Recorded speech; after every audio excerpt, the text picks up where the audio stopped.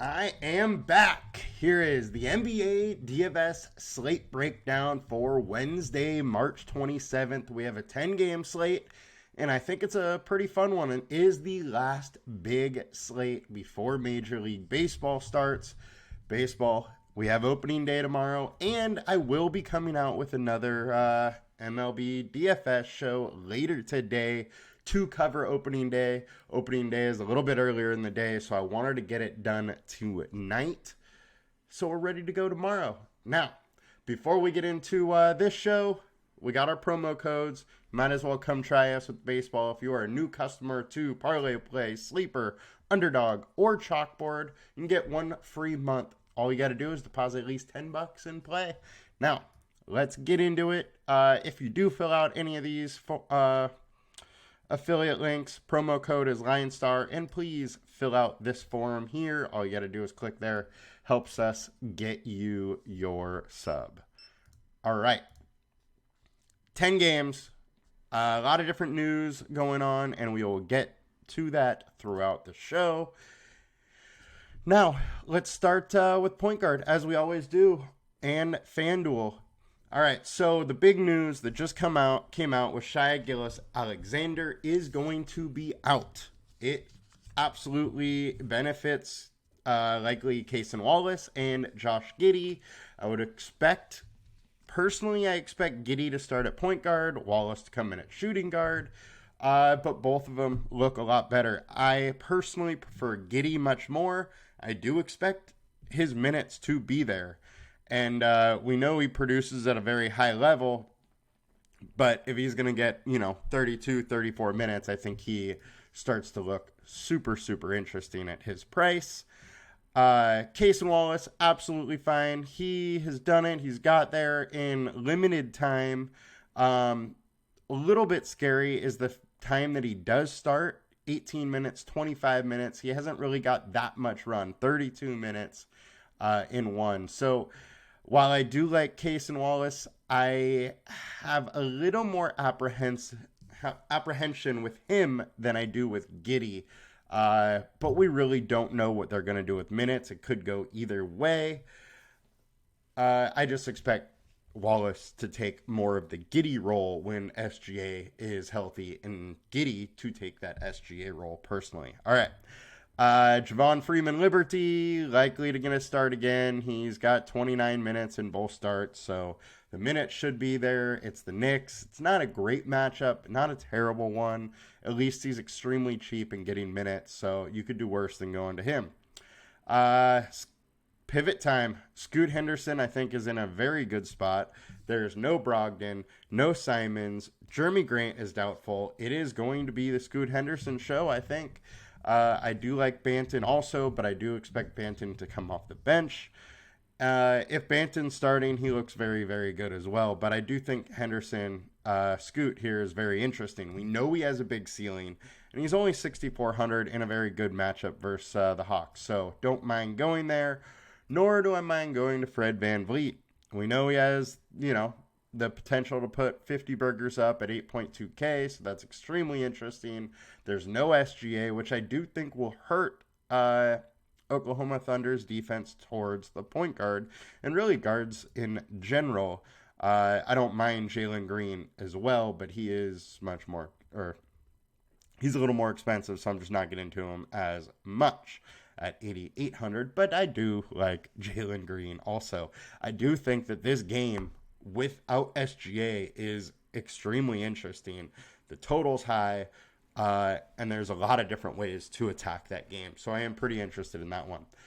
Next, we got Alex Caruso. Look, he's been playing a solid amount of minutes as the entire Bulls team has, or at least the ones that actually play.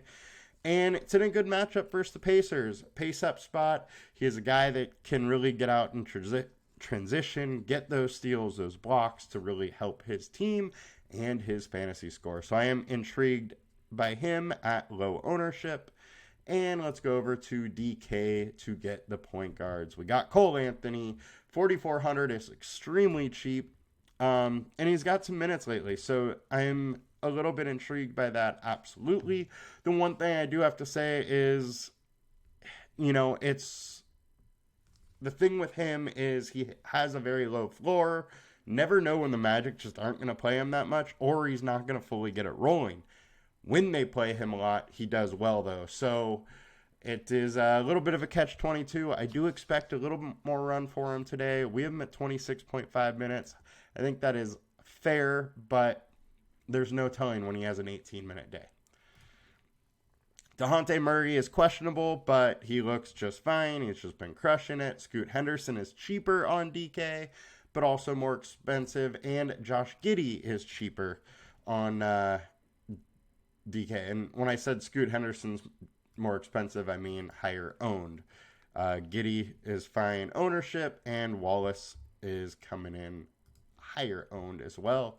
Now, team defense sheet, point guard, best matchups, Dennis Schroeder, Mike Conley, Jalen Brunson, Scoot Henderson. Look, I like Brunson. I do worry about his minutes a little bit. 33 versus Brooklyn, 34 versus Denver, 35. No, not that he's getting, a limited amount of minutes, but it's just not the 38 that we were seeing for a little bit. And when he was getting that kind of run, you could pay up at 9.5K. If he's only getting 34 minutes, he's probably a bit too expensive. So just got to put that out there. Scoot's in a great spot. We went over that, and we will move it on to shooting guard. All right, so high own, Kaysen Wallace, Bogdanovich, and Jalen Williams. I got to say that I think Jalen Williams is extremely interesting, and that was supposed to be liked there. He gets one of the biggest boosts up without SGA. He is a very talented player, has a huge ceiling, can get that 50, regularly in the 40s, and now there's no SGA, so extremely interested when Houston isn't great versus starting point power forward. So I kind of like going there. Josh Giddey we went over. Lou Dort. Look, Lou Dort is a little bit of a weird one because I do like him. He can get you into the 30s, maybe low 40s, but he is so volatile. He can also give us 12. He's kind of like Dylan Brooks, where the ceiling is there when they get it going, but it just doesn't happen that often. So Dort is one of the guys that I'm getting to a lot. Just be a little careful with him. Don't go overboard because he can kill your lineups just as easily as he can help them out. Caruso, Jalen Green, we went over both of them, like them all, and getting over to DraftKings. Cole Anthony, Bogdanovich, Dante DiVincenzo. We didn't really go over Bogdan, but look, he's in a good spot. I understand if you want to get there. I just don't love it. I will love it if DeJounte Murray's out, but right now, with Murray likely playing in my eyes, I could get to a little bit, just not a ton. I think that he is priced appropriately, but it is a decent matchup, so don't mind if he gets there. Dante DiVincenzo, that ceiling is there. The interesting thing to me is that he's played a lot of minutes lately. Now, this is a guy, I think, where his minutes in that starting lineup are the least secure, but if he gets that 40-minute run, he could crush the slate. I would expect him more in that 33-34 range. Matchup tool. Rayon Rupert, Anthony Edwards, Caris LeVert, and Austin Reeves, Miles McBride. McBride's playing tons of minutes, so get it if you want to go there. Austin Reeves just absolutely crushed it last night, playing 48 minutes. Can't really expect him to come back and play 48 tonight, but he's in a good spot. I understand if you want to go there. Caris LeVert in a good spot. Don't love it, but I get it. Anthony Edwards, I actually really do like. There is no Karl Anthony Towns. He is questionable. Rudy Gobert is questionable. If Gobert is out, it just even gives Edwards more reason to go nuts. And small forward, Bogdanovich, Jalen Williams, DeAndre Hunter. Don't mind going to some Hunter. Atlanta's just big time hurt. He's been in the perfect lineup 3 times in a row. Don't mind going there in this spot versus the Blazers, who are hurt as well. Lou Dort, we went over. Aaron Naismith is a guy that I like to go to when one of their wings are out, which we know Matherin's going to be out for the rest of the year. Definitely intrigued to go there. But he's another one like Dylan Brooks, Lou Dort, where the low is low, but the high is absolutely worth paying for. So I don't mind going to a little bit of them. It's a decent matchup. Bulls 26th overall in fantasy scoring to the small forward. Franz Wagner, I like him, and I like Paulo Banchero. The one thing is they don't get there together too often, so I'd try and probably play one or the other, not both. But they are absolutely interesting. It's a decent spot for the small forward and power forward versus the Warriors. Now, on to small forward on DK. Bogdan Bogdanovic, Dante DiVincenzo, and DeMar DeRozan. DeRozan's too cheap on DK, 8,400, in a great spot versus Pacers. Big time pace up. Their average, versus power forward here, but it's that pace up spot, and we know DeRozan is going to play 38, 40 minutes and be the centerpiece of this offense. So definitely intriguing to go to him. And with that, we will move it on over to small forward matchups. We got Dante DiVincenzo, Greg Jackson, or GG Jackson, depending on the site you're on, Aaron Naismith, Alex Caruso, Brandon Miller. Greg Jackson's interesting. Naismith is interesting. Caruso's interesting. Like a lot of different ways to go here on small forward. Now, power forward, we got Bruno Fernando. I am out on him. While, I do think he could get over 21 minutes, I think it's few and far between that we're going to see those 30s from him coming off the bench. He needs to get extra minutes, and it's just a lot to ask at high ownership. DeAndre Hunter, I like. Paulo Banchero, I like. Aaron Naismith, Franz Wagner, like them all. And moving it on to DraftKings power forward, Jalen Williams, DeMar DeRozan, Jonathan Isaac. Look, Isaac finally had the big breakout game that we've been waiting for. He put up 40, 10x in 23 minutes. He is a guy that can put up a ton of points quickly, but I just can't expect that from his, 16, 17, 18 minutes. I get it. He has projected very well. But I just think a ceiling of 30 plus is extremely rare out of him with his limited minutes. I love him as a player. I just can't do it. Just can't do it. Not at high ownership.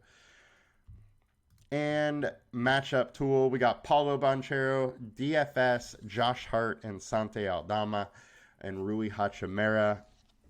Pretty much covered all of them. I do like Hart just because the minutes he's playing in this spot. I think it's interesting. Just won't go overboard, as well as DFS. I could definitely take a little bit of him. The one thing with him is the ceiling isn't fully there, but the chances of a 5-6x is, decent in this spot. So I might get a little, just not going to go overboard. And onto the center position, Bruno Fernando, Clint Capella, and Chet Holmgren. Capella is in an amazing spot if he gets this extra run. He played 29 minutes last game, but 22 the game before that. If he gets it to that 27, 28, 29 minute mark, I love him today. But at high ownership, I can't really expect that to happen. And so I'm not getting a ton, but he is an interesting play.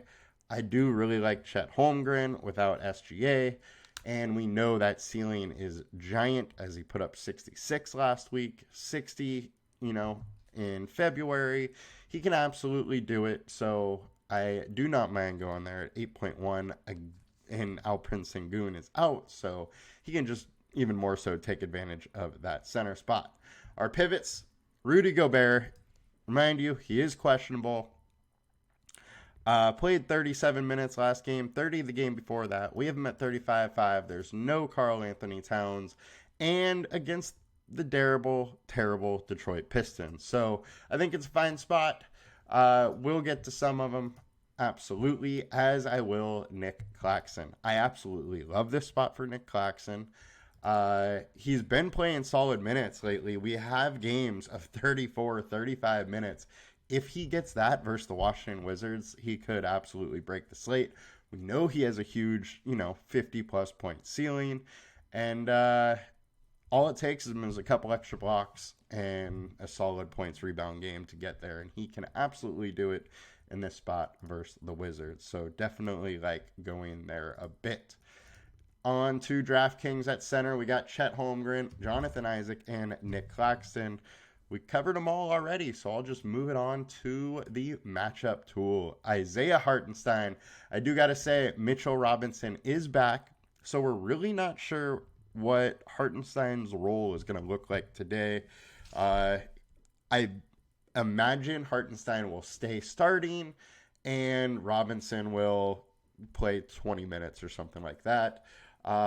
Hartenstein's still probably around that 24, 26 minute range. He can absolutely get there. It's a great matchup for him. I just think he's priced a bit too high for me to get there without, getting 28, 30 minutes. Claxton, Wendell Carter, Anthony Davis, Rudy Gobert, all of them make some sense if you want to go there. And that will do it for us today. I think it's a fun one. We got 10 games, a lot to go through. All the games are within an hour of each other too, which, makes it pretty fun.